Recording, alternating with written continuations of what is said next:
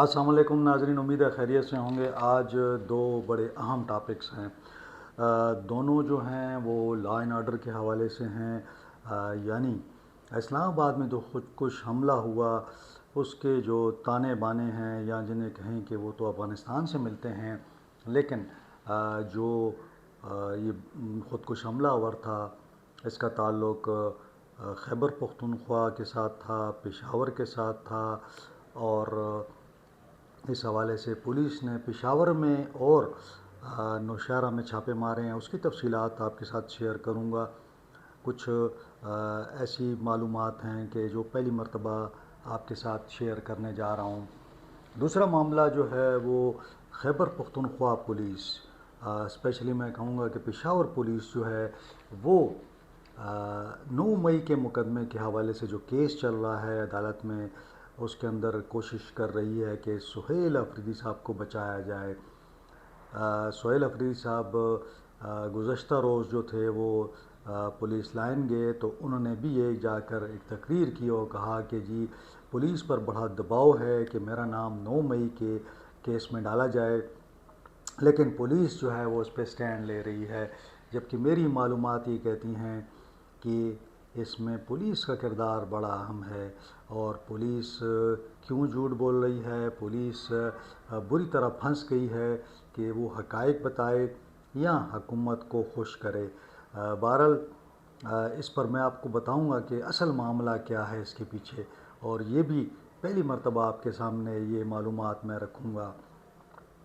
میرے خیال میں کہ پہلے ہم سہیل افریدی صاحب کے معاملے کی طرف چلے جاتے ہیں۔ تو سہیل افریدی صاحب کا معاملہ یہ ہے کہ جب 9 مئی کا واقعہ ہوا، 2023 کی بات ہے، اس زمانے میں جب حکومت چلی گئی تو نگراں حکومت تھی، 9 مئی کا واقعہ ہو گیا، اس کے حوالے سے کیس چل رہا تھا اینٹی ٹیررسٹ کورٹ کے اندر۔ ریسنٹلی جج صاحب نے کہا کہ جناب یہ کچھ میرے پاس مواد ہے، اس کو پنجاب فورینزک لیب بھجوایا جائے اور نادرا کو بھجوایا جائے تاکہ اس کو چیک کیا جائے۔ جب وہ رپورٹ سامنے آئی تو پتہ یہ لگا کہ وہ جو انہوں نے جو مواد دیا تھا وہ اصل میں اس میں سہیل افریدی صاحب موجود تھے، ساتھ ساتھ کچھ اور نام بھی آ رہے تھے کہ وہ بھی موجود ہیں، جس میں کہا جا رہا تھا کہ تیمور سلیم جگڑا، کامران بنگش، ان لوگوں کے نام بھی آ رہے تھے۔ اس موقع پہ میں نے اس پر سٹوری کی اور میں نے وزیر اعلیٰ صاحب سے رابطہ کیا۔ وزیر اعلیٰ صاحب نے مجھے بتایا کہ جناب یہ تو مقدمہ کب سے چل رہا ہے، 2 سال سے چل رہا ہے، اب اچانک سے میرا نام اس کے اندر آ گیا، حالانکہ میں اس وقت نہیں تھا یہاں پہ 9 مئی کے وقت۔ تو اب یہ تو ان کا یہ بھی کہنا تھا کہ انیشل جو ٹرائل ہو رہا ہے اس کے اندر بہت سارے لوگ ہیں، لیکن ان کا نام نہیں تھا۔ اچانک سے جب وہ وزیر اعلیٰ بنتے ہیں تو ان کا نام اس کے اندر شامل کر لیا جاتا ہے۔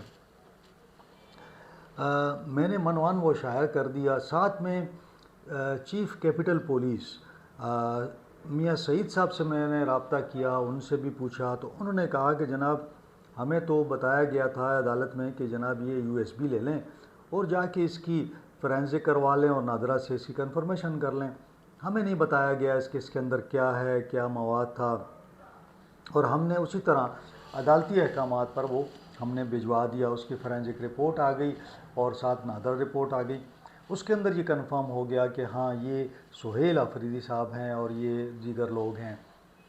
ان کا کہنا تھا کہ جی ہم نے تو عدالت میں دوبارہ رپورٹ جمع کرائی، تو عدالت نے کہا کہ نہیں، اس کو ایک رپورٹ کی شکل میں دوبارہ جو ہے وہ آپ جمع کروائیں عدالت میں۔ اب تنازع کیا ہے؟ تنازع یہ ہے کہ پولیس کہتی ہے کہ ہمیں عدالت نے کہا کہ یہ مواد بھجوا دیں۔ اب جو اس میں جو ریڈیو پاکستان کے وکیل ہیں، میری ان سے بات ہوئی، انہوں نے ایک نیا انکشاف کر دیا۔ انہوں نے کہا کہ جناب یہ چیزیں تو عدالت کی فائل میں موجود تھیں، میں نے تو صرف اتنا کہا کہ جناب یہ جو باقی ڈیٹا پڑا ہے اس کا بھی فورینزک کرا لیں، یہ کیوں اس فائل کے اندر پڑا ہوا ہے، اس کو پولیس کے حوالے کریں۔ تو انہوں نے کہا کہ اس پر جو حکومتی وکیل تھے انہوں نے اعتراض کیا۔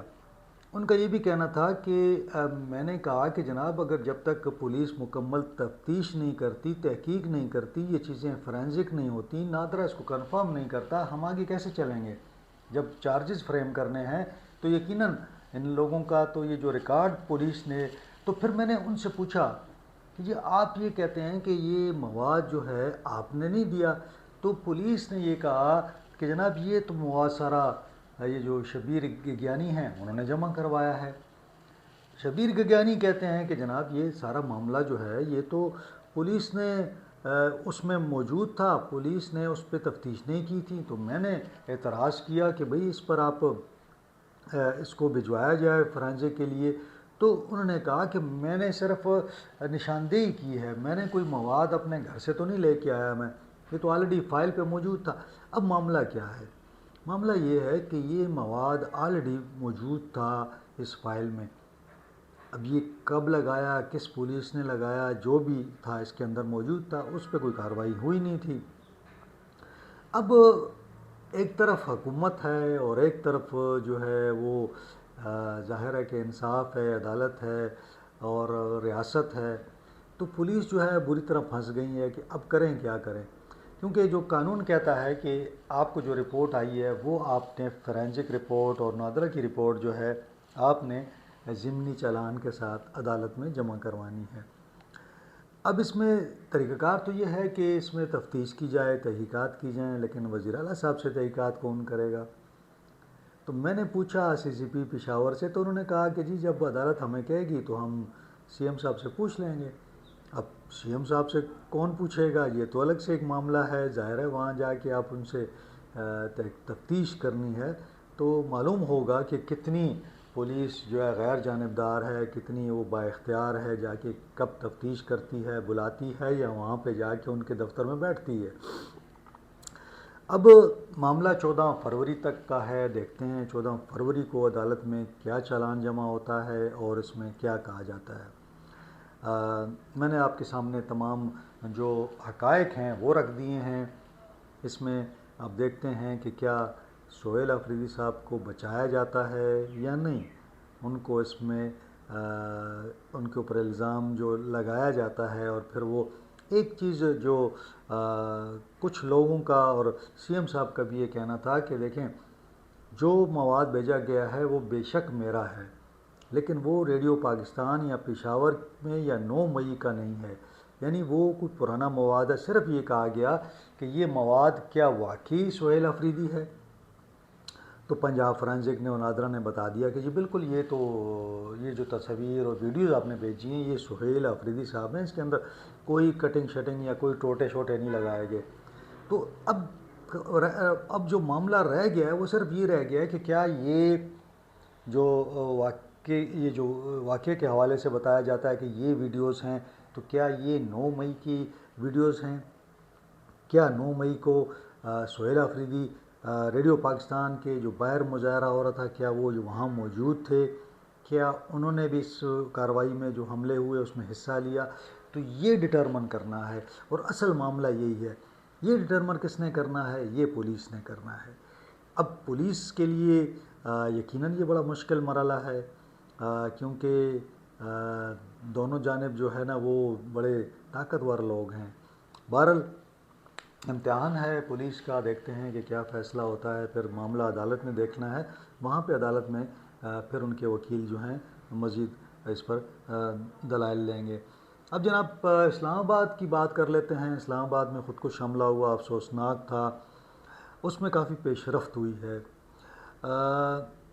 پشاور پولیس نے بھی چھاپہ مارا ہے اور اس ملزم یاسر کے 2 بھائی، اور بتایا جاتا ہے کہ ایک خاتون کو بھی گرفتار کیا گیا ہے۔ ساتھ ساتھ یہ بھی بتایا جا رہا ہے کہ جو اس کے بھائی ہیں یاسر کے، بلال اور ناصر ان کے نام ہیں، جو بینوئی ہیں، عثمان ان کا نام ہے، یہ بھی بتایا جا رہا ہے کہ وہ بھی اریسٹ ہوئے ہیں۔ یہ کارروائی ترناف فارم میں ہوئی ہے۔ دوسری جانب یہ بھی بتایا جا رہا ہے کہ یہ جو یاسر ہے اس کا اپنے بینوئی عثمان کے ساتھ بھی رابطہ تھا۔ یہ مئی میں افغانستان گیا اور جون میں واپس آیا، تو یعنی اس نے وہاں پہ کچھ وقت گزارا۔ اب یہ کنفرم نہیں ہے کہ کتنے مہینے اس نے گزارے ہیں، لیکن متضاد اطلاعات ہیں کہ 5 مہینے گزارے ہیں، کوئی کہہ رہے ہیں کہ 2 مہینے گزارے ہیں، لیکن بہرحال اس نے وہاں پہ خودکش حملے کی اور ہتھیار چلانے کی جو تربیت ہے وہ حاصل کی ہے۔ پھر بتایا جاتا ہے کہ یہ باجوڑ میں بھی رہا، وہاں پہ بھی اس نے ایک نئی سم وہاں پہ لی اور اس کو ایکٹیویٹ کیا۔ اسی حوالے سے نوشہرہ پولیس جو ہے اس نے بھی چھاپہ مارا ہے۔ حکیم آباد کا علاقہ بتایا جا رہا ہے جہاں پہ یہ چھاپہ مارا گیا ہے، کینٹ تھانے کی حدود ہے۔ میری بات ہوئی ریجنل پولیس آفیسر اپنا جو وہاں پہ ڈی آئی جی ہیں رب نواز صاحب، انہوں نے کنفرم کیا کہ جناب ایک چھاپہ ہوا تھا، اور اس چھاپے کے دوران عیسائی اجاز خان جو ہیں وہ شہید ہو گئے ہیں۔ ایک یا دو اہلکاروں کے بتایا جاتا ہے کہ وہ زخمی ہیں، جبکہ ایک دہشت گرد بھی مارا گیا ہے، اور 3 کے قریب جو لوگ ہیں ان کو گرفتار بھی کیا گیا ہے۔ یہ علاقہ بتایا جاتا ہے کہ ڈیری کٹھی خیل حکیم آباد کا علاقہ ہے، جہاں پہ یہ مبینہ طور پر یہ لوگ وہاں پہ رہ رہے تھے۔ اب یہ جو خودکش حملہ آور ہے، اس کا جو ایڈریس اس کے شناختی کارڈ سے مل رہا ہے وہ شیرو جنگی 400 روڈ محلہ عباس کالونی کا ہے، جبکہ اس کا جو عرضی پتہ ہے وہ گنج محلہ قاضیان پشاور لکھا ہوا ہے۔ تو یہ اس کی معلومات ہیں۔ اب یہ جو لوگوں کو گرفتار کیا گیا ہے تو بتایا جا رہا ہے کہ یہ تحقیقات تفتیش جو ہے ان سے ہو رہی ہے، اور کوشش کی جا رہی ہے کہ معلوم کیا جائے کہ اس کے ساتھ اور کون کون لوگ تھے۔ یقیناً کوئی فیسیلیٹیٹر ہوں گے، پلانر تو یقیناً داعش نے اس کی ذمہ داری قبول کی ہے، اور داعش آپ کو پتہ ہی ہے کہ یہ افغانستان میں بڑی ایکٹیو ہے۔ افغانستان میں انہوں نے پورا ایک اپنا نیٹ ورک بنا رکھا ہے، اور ان کا یہ جو ٹارگٹ ہے یہ نوجوان ہیں زیادہ تر۔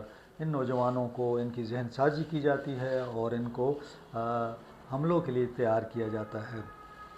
داعش نے چونکہ اس کی ذمہ داری قبول کی ہے، اور یہ تو معلوم ہو گیا کہ افغانستان کی سرزمین استعمال ہوئی ہے، افغانستان سے یہ کارروائی ہوئی ہے، لیکن اب یہ دیکھا جا رہا ہے کہ اس کے فیسیلیٹیٹر کون کون تھے، یہ کس کس کے پاس رہا۔